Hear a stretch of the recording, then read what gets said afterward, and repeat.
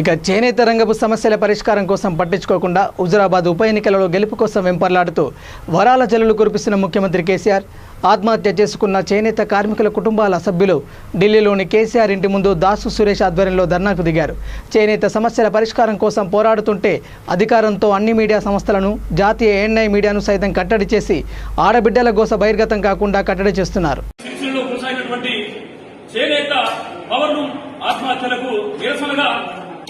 కేసీఆర్ గారి స్వయంగా పోచంపల్లిలో భిక్షాటన చేసి పాదయాత్ర చేసి ఉమ్మడి రాష్ట్ర పాలకుల వల్లే ఈ యొక్క ఆత్మహత్యలు కొనసాగుతున్నాయని చెప్పి ప్రజల్ని మభ్యపెట్టేటువంటి ప్రయత్నం చేసిండు.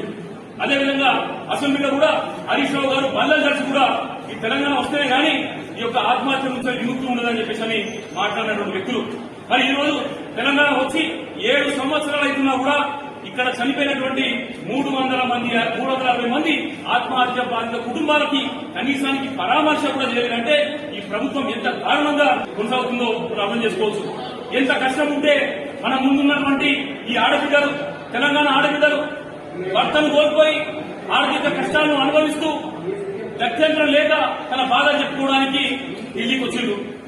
కనీసానికి ప్రభుత్వానికి కొంచెం కూడా వీళ్ళ మీద జాలి కరుణ లేకుండా ఆనందంగా వేరుస్తున్నటువంటి విషయం అనేది రాష్ట్ర ప్రజలకు తెలుసు. అయితే ఇంతమంది చనిపోయినా కూడా ప్రభుత్వం వీళ్ళ గురించి ఏమాత్రం పట్టించుకోదు.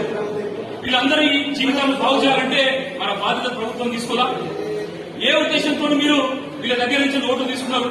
మరి ఓట్లు తీసుకున్నప్పుడు మీకు బాధ్యత ఉందా లేదా అని చెప్పేసి మేము ప్రశ్నిస్తున్నాం. తెలంగాణ రాష్ట్రంలో చేనేత రంగంతో పాటు చేనేత వర్గానికి కూడా తీవ్రమైనటువంటి అన్యాయం జరుగుతుంది. ఈ వర్గం చాలా పెద్ద వివక్షకు గురవుతుందని కూడా మేము చెప్పదలుచుకున్నాం. ఎందుకంటే గడిచిన 7 ఏళ్ల నుంచి కూడా కేసీఆర్ యొక్క కేబినెట్ లో ఒక చేనేత వర్గానికి సంబంధించినటువంటి వ్యక్తి లేకపోవడం అనేది ఈ వ్యవస్థకు కేసీఆర్ తీసుకుచ్చినటువంటి ఏదైతే రిటర్న్ గిఫ్ట్ అనుకోవాలా, లేకపోతే తెలంగాణ యొక్క జాతిపిత ఆచార్య కొండలక్ష్మణ్ బాబూజీ గారు జలదృశ్యం లోపల గులాబీ మొక్కకు నీళ్లు పోసి దాన్ని కాపాడినందుకు తిరిగి చేసినటువంటి మేలు అనుకోవాలా ఈ యొక్క ముఖ్యమంత్రి కేసీఆర్ గారు చెప్పాలని అవసరం ఉన్నది. మీరు బీబీ మన టీవీ అంటారు. ఏదైతే కోరుట లోపల గూడూరు ఖాళీ గ్రామోద్యోగ సంస్థాన్ని స్థానిక ఎమ్మెల్యే ఆక్రమించిందని అపహరించాడు. 1,20,00,000 రూపాయలకు వేరే ఒక వ్యక్తికి మీ సామాజిక వర్గానికి సంబంధించిన వ్యక్తికి 75 సంవత్సరాల చరిత్ర ఉన్నటువంటి ఆ ఖాళీ గ్రామోద్యోగ ప్రతిష్టాన్ని కట్టబెడితే మీరు మాట్లాడరు. పివి నరసింహారావు గారు దానికి సహ వ్యవస్థాపకులైనటువంటి విషయాన్ని మీరు మర్చిపోయారు.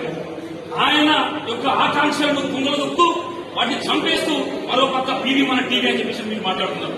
ఇది ఎంతవరకు సమంజసమని ఈ రాష్ట్ర ముఖ్యమంత్రి కేసీఆర్ గారిని మేము చాలా స్పష్టంగా అడుగుతున్నాం. ఇది మాత్రమే కాకుండా వీళ్ళందరి ఆత్మహత్యలు సంభవిస్తున్నాయంటే కారణం ఏంటిది?